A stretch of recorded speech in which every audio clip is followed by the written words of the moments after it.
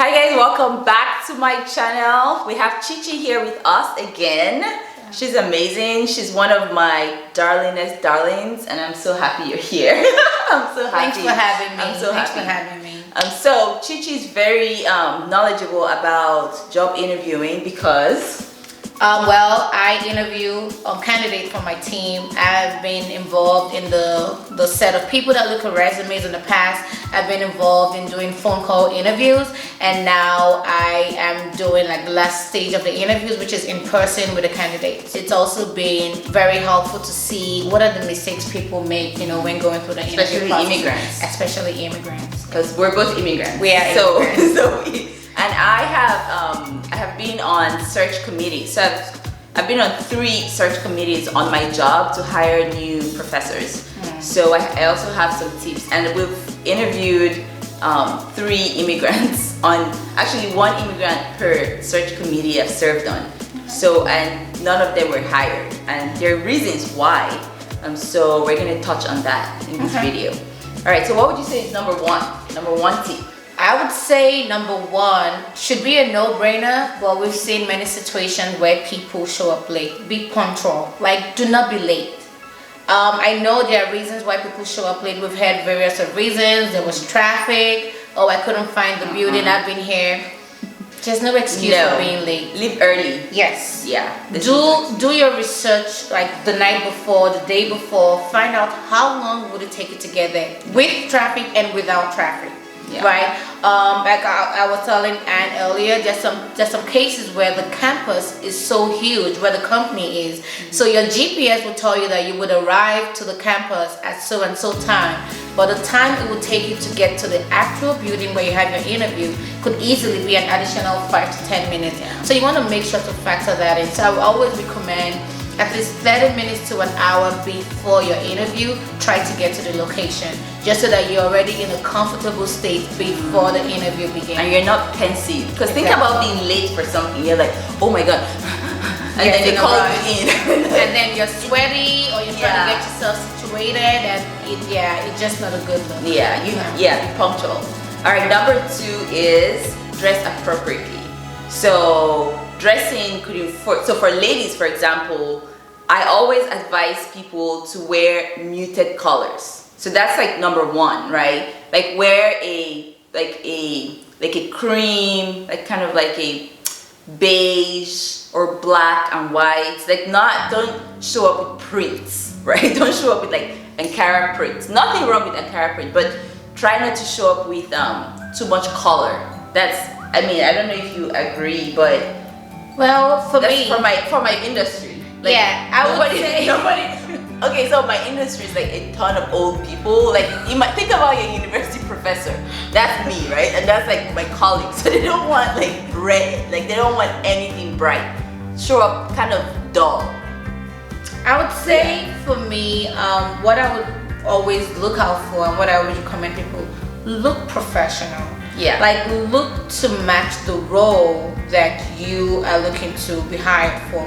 If you need to send an email before to ask for the dress code, go ahead and do that. Absolutely. Because there are some companies that are startups, they love colors, they love whatever style. So exactly. So who cares? Yeah. So in that kind of situation, they will be like, wear whatever you want, whatever you feel comfortable with, whatever. Well, you could be interviewing for a job where they're gonna be on 3-piece suits every day, and you don't want to show up to that in business casual because then you look out of place. You look like you're not ready for the role. So I would say to dress appropriately. Ask questions if you don't know. If you have friends who have interviewed in that role before, go ahead and ask them. If you have friends who work in a company, like, hey, I have an interview coming up. I'm not sure what to wear. What would you recommend? Or reach out to the interviewer. They're always so nice to let you know. Always so nice. Most times you'll probably get wear business casual, which means not too corporate but not too casual, right? In between, have a blazer on. You can have a simple and don't wear belt jeans. I feel like no jeans. Like it's safer. So I would say no matter where you're interviewing, it's always better to be overdressed than underdressed.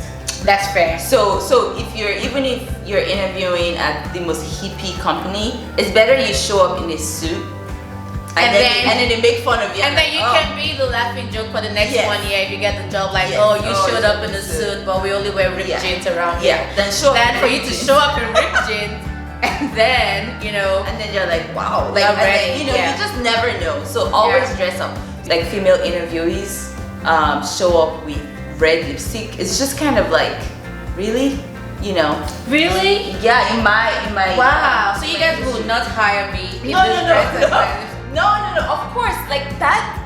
This is like, this is not the most. I was going to apply to Anne's job, but I guess I am not a good fit. You're so pretty. We'll take you.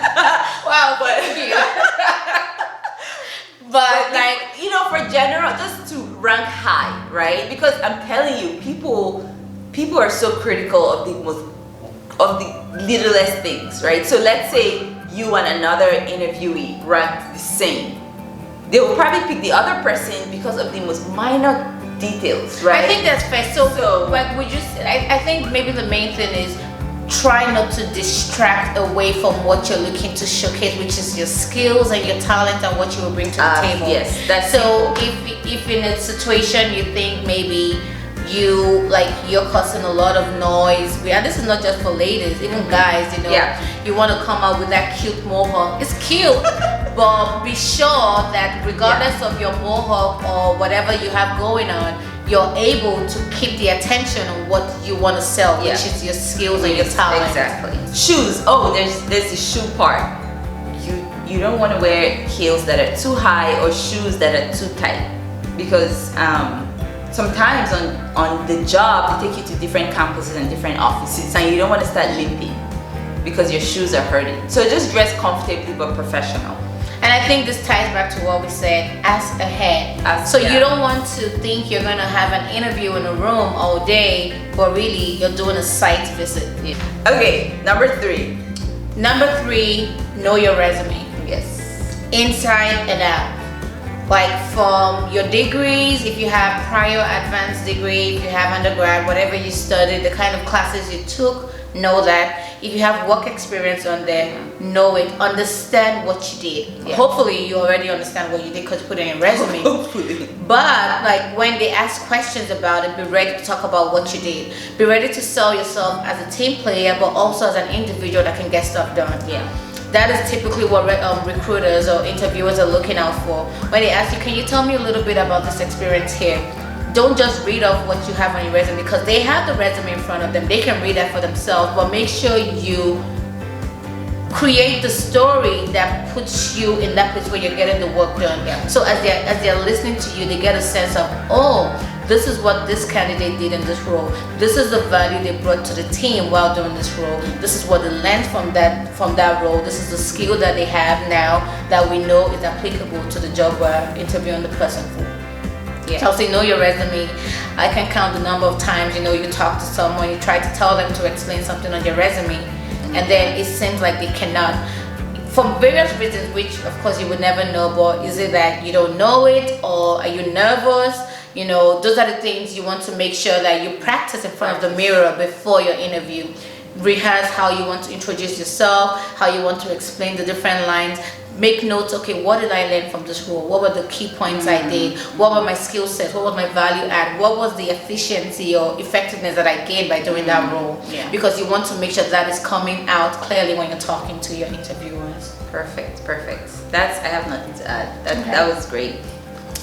So number 4, have an in-depth understanding of the role you applied for, right? So really reading the job announcement thoroughly can help you craft your application and also determine if you really should apply for that role in the first place. But I know you can go more in depth into understanding the role, and from like a practical, because she's in the field, she's in more of a practical aspect. I would say understand the role. I always encourage people, use LinkedIn, use whatever job providing service that we have out there. Search the company, search the role, see who you have in common or your network that has worked in that company before or that role, and set up a like informal catch up with them. Like, hey, I wanted to learn more about this role.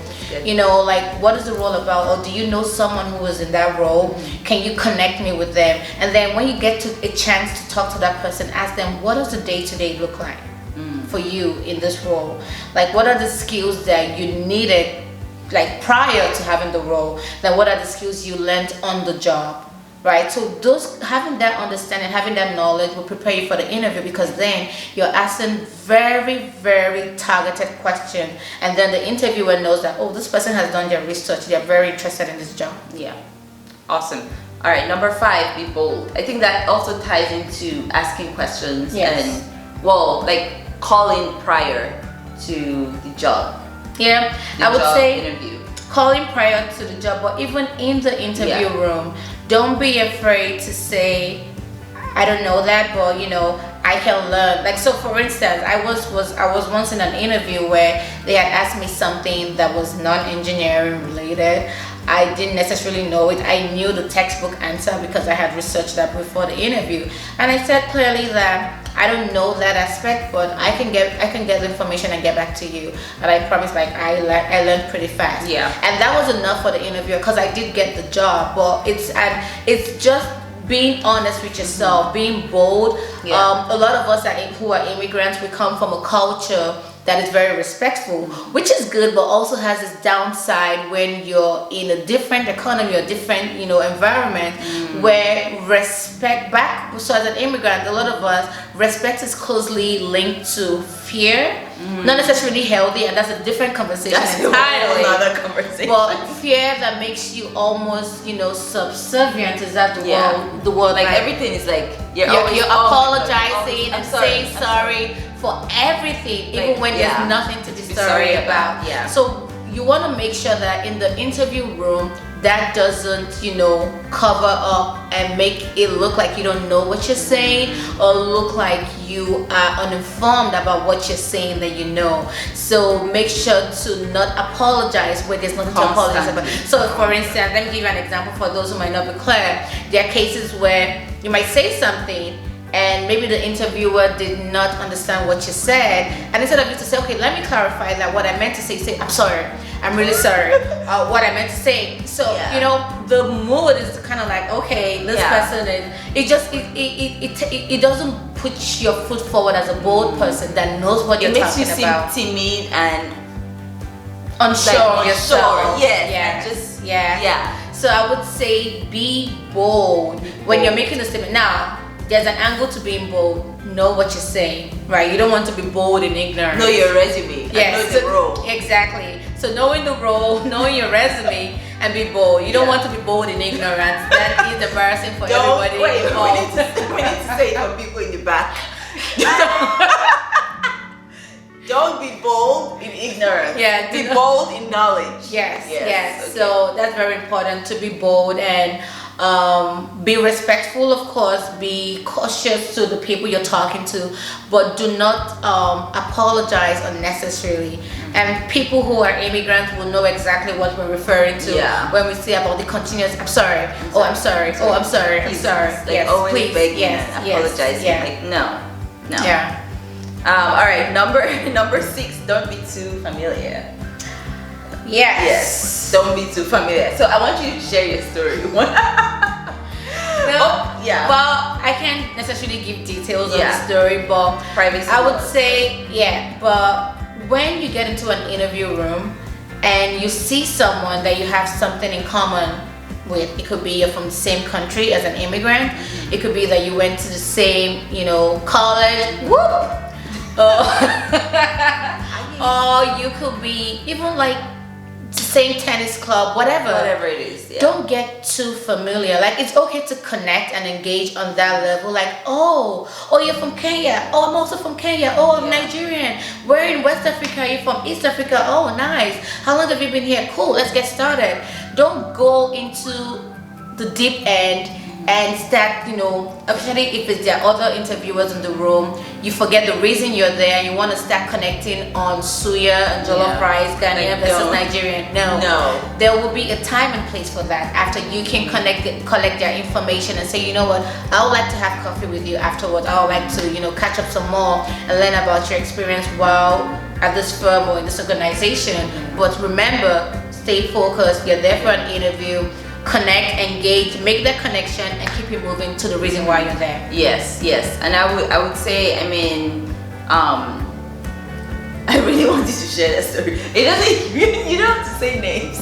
But like honestly, like the reason for this video was because Chichi had told me one time that they interviewed, like she was on an interview panel, and this guy was like, oh, you're Nigerian, like have you been to Lagos? And like constantly asking questions about her Nigerianness, right? And there were other Americans who were non-Nigerian, and just so it was just an awkward silence, like, okay, we'll allow them finish and then we can get started. And I was trying to communicate with my eyes, like stop, we can do this later.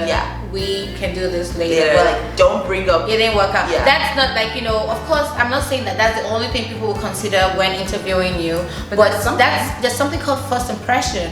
You have never met anyone in that room before, so you want to make sure that you are including everyone in the conversation you're having, and not just excluding someone because they have a connection with another person. So just keep that in mind. Don't be too familiar. Be familiar enough, engage, be social, but set the boundaries and remember why you're there. You're there for an interview. So number 7 is one I'm really passionate about. Speak clearly and be natural. Do not force an American accent if you don't have one, please. Because here's the thing, whenever you start to force an American accent, you start to forget, like you start to jumble up things. You guys, like you probably can relate, right? So this is for people who don't have an American accent. All you have to do is speak clearly. You don't have to force an accent, just be natural. A lot of Americans have jokes, like, you guys know, like, oh, any little thing they'll be like, like talking about football or whatever, basketball. You don't have to fake, like, maybe can you fake laughter? No, be natural. Be natural. Like I'll be honest, sometimes I fake laughter just to like feel a mom. But I try to be as natural as possible. My own practice is, if I don't know about it, I'll be like, I don't watch that, or I haven't seen that show. I didn't grow up here. And for me, and it ties back to being comfortable, because if you're comfortable, then you have no qualms in saying, like, I want to learn, but like, what is the show about? Oh, interesting. Or what is that sport about? Oh, that's interesting. And where I'm from, we like the main sport is soccer, and everybody watches that. We watch like the Champions League and all. Tell me more about American football. Like personally, I do watch American football, but I'm just saying, even in situations where I'm not familiar, like the risk of it coming across as you being fake or trying to fit in is too high than you just saying the truth, like, actually I don't watch it, but it sounds interesting, maybe I'll look it up. Maybe be interested. I would say one thing though, when as an immigrant, if you're talking to not just American, right, any other country where the individual has an accent, or the majority of people, they have an accent different from yours, you find yourself involuntarily picking up that accent or attempting to. So you need to be mindful of that, so that you don't end up jumbling up your words, because then the interviewer doesn't understand what you're saying anymore. You're mixing. It's better to speak your Nigerian accent, your Kenyan accent, your country accent clearly, than try to speak an American accent and then start jumbling up your words. I would just say, speak the language you're speaking very clearly. If it's English, pick your words, make sure you're pronouncing your syllables the way you should, and you're good.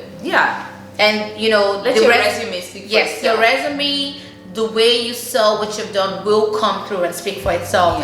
It's not the accent at all. It has nothing to do with especially that. In America. It's not your accent really. I mean, as long as they understand you. Because I remember we interviewed this one guy, and we didn't understand any, like, we obviously could pick up some words, but it was so hard to understand him, and that was it. And it's okay. okay. It was a phone interview, so we couldn't see him, and It was just a hard interview, and we never called him back because he was just, his accent was just really thick. And to add to that, it's okay if you're asked, oh, that's an interesting accent, where are you from? With pride. Oh, I'm from Nigeria. Oh, I'm from Mozambique. Oh, I'm from, say where you are with pride, because yes, there is an accent to the person hearing because it's unfamiliar. It's the same way you are hearing an accent when they talk to you. Yeah. Right? But to them, they don't have an accent. Whoever you're talking to doesn't think they have an accent. So there's nothing wrong in being asked, where are you from? I hear an accent. It just means it's a different tone of speaking that they're not as familiar with, and that's okay. And you can go ahead and say, oh, I'm from XYZ, where are you from? I'm like, oh, I'm from here. And that's just you networking and add an extra step during your interview. A good one is whenever they say, do you have any questions for us? Always have questions. Please. Always. So rehearse questions you're gonna ask. Don't say, no, I don't have any questions, because that just comes off lazy, and it comes off like you didn't do your research. Because if you're a critical thinker and inquisitive person, if you care about the organization, you would typically have some questions to ask. So so that's one I would part say I agree with that. Always have at least 2 questions or 3 to ask. Things like we talked about earlier. What does a day-to-day look like in this role? Ask questions like, if the person interviewing you has been with the firm for a little bit longer, ask them why they have been here that long. Ask them. That's a good one. Why have you been here this long? And it usually makes people think, because they're like, that's a good question. And then because you want to hear, like, why have they been at this firm for more than 10 years, especially in an era where people spend 2 years to 4 on the job and then they move on. Right? So those are questions to ask. Ask things like, what do you like most about this company or about the job? Those kind of questions flesh out you try, because it's a 2-way interview, remember. They're interviewing you to see if you're a good fit for the job, but you also should be interviewing to see if the company and the role is actually a good fit for you. So that's really good. Ask questions. I always like when candidates ask questions, whatever interview panel I've been on. Whenever it's a huge difference from between candidates who have questions and candidates who don't have questions. And also, it's huge. It's really, when the interviewer asks you, do you have any questions? There's been some time left, like, okay, in case they have questions. So when you say, no, I don't have any questions, it ends on a flat note. Right? So it's like, do you have any questions for us? She's so good. And then but it does end on a flat note, because it's like, do you have any questions for us? Say no. Oh, okay. Well, it was nice meeting you. But then that's a flat note, right? Awkward. As opposed to, oh, I don't really have, even if you don't have a lot, even if you feel like you've done your research, you know everything. So I don't really have a lot, but okay, just one. Just one. Squeeze in one question. And sometimes there's gonna be a snowball effect. So you ask one question, they explain it, then you can be like, oh, then you ask more questions off of their explanation. So, all right, number 9, be in interview mode throughout. Going to the bathroom, during lunch. Interview mode. Always. Every minute. So a lot of companies, when they're interviewing you, is not just the in-person interview. They'll probably schedule breakfast, lunch, happy hour, something to meet with other people within the firm or on the team that you could potentially be working with. Now, the mistakes a lot of people make is when they're in the interview room with the people, they're laser focused, they're interviewing well, they're asking all the questions, killing it. And then when it's time for breakfast, they're just, eating their food, minding their business. They want to talk to other candidates or other people within the firm, or you go to the networking lunches, or you go to the bathroom and you're just like not engaging. That's not necessarily a good thing, because sometimes, even though the interviewer has gauged your technical skills or whatever communication skills, analytical skills they think you need for the job, they also want to test your interpersonal skills, and that's where they place you in settings with either other candidates or with other people within the firm, or that could be on the team, just to see how do you work well, or how do you do in situations with other people, in you know, where you have either your co-workers, potential co-workers in this case, how are you engaging? So it's very important from the minute you get to the vicinity of where that interview is, be on interview mode. Whether you're talking to the security man, the receptionist, in the bathroom, grabbing water, coffee, whoever, be like, hi, nice to meet you. My name is Chichi. Like, oh, how long have you been here? Okay, have an interview. See you around. Thank you very much. Like always. Be polite, but be very social, be engaging, because you just never know. You just never know who is who. Yeah. And so you have to be engaged, like on interview mode throughout. Correct. Yeah, throughout. In fact, in my area, in university interviews, it's typically 2 to 3 days of interviewing, which is insane. Yeah. So because you have to do your research presentation, teaching presentation, you meet with several deans, you meet with several faculty, like senior faculty. It's an ordeal, to say the least. So it's very exhausting and very tiring, but you just gotta keep going. You just have to drink that coffee and keep going. And like tea, if you're a tea drinker, and whatever works. Yeah, a big thing that has helped me, when I graduated, I got 4 job offers. And one of the things that really helped me was that I never saw students as less than me. So when I interview, they usually make you meet with students. So during lunchtime, they invite, a lot of universities would invite students to interact with you. And the failure of a lot of people is that they just ignore students and just focus on like the people they think have the hiring power.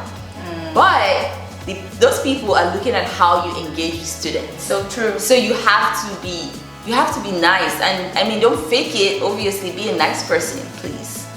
But be nice to students, engage students, ask students questions. You want students to like you, because I know in some universities they ask students to give feedback on their experience with a candidate. So you have to engage with everyone. Right. So number 10, follow up after the interview. Yep.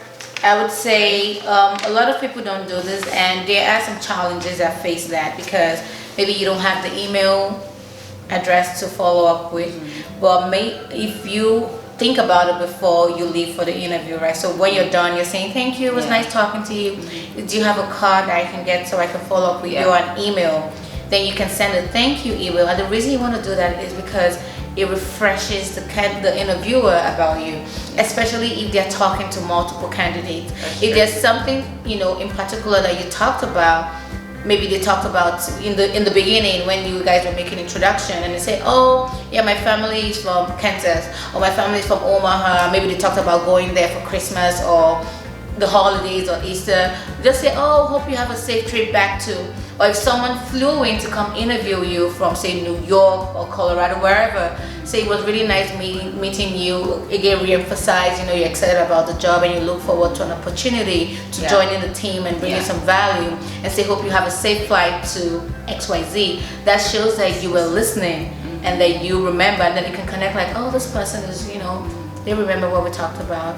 It's just an extra touch, you know, because they talk to a lot of people and you want them to remember you. You want to stand out. So email can be short and simple. Short and sweet. You don't want to do not 3 paragraphs re-emphasizing why you are the person for the job. No, it's not a cover letter. Just a simple thank you note. Remind them, you know, oh hi, my name is this. We spoke briefly, or you interviewed me for so and so role today. You know, I really appreciate you taking the time. I look forward to being able to join the team. I hope, you know, that you consider me a good fit and have a good flight, or have a good evening, or have a wonderful weekend, whatever the case. And these are my contact, the ways you can contact me. Here's my email address, here's my phone number. Short and sweet. Short and sweet. That's what it is. Short and sweet. Alright, so those are our 10 tips. I hope if you're still watching, if you made it this far, you are the MVP. Yeah, getting that job. If you made it this far, you will get the job. But let us know in the comments, you know, if you have any feedback, if there are any areas in your journey as you interview for roles, or you're looking to switch to another job, something you want us to talk about. Let us know in the comments, and we're happy to, you know, touching it. I'm telling you, like this is something we're both passionate about. Yeah. How to help immigrants succeed during job interviews, and I think we try. Yeah. We try. All right, guys, have a great day and see you in my next video. I said our next video. Next video. I'm gonna have her back. I am going to have her back. If you want her back, hit like. If you don't, it's okay to say thumbs down. No, actually, no, don't say thumbs down. No, but you can say in the thumbs comments down. that we don't want you to. Yeah, no, but you hit like if you want to have her back. Like the video, subscribe. She's helping, subscribe, and we'll see you back next time. Yeah, see ya. Bye.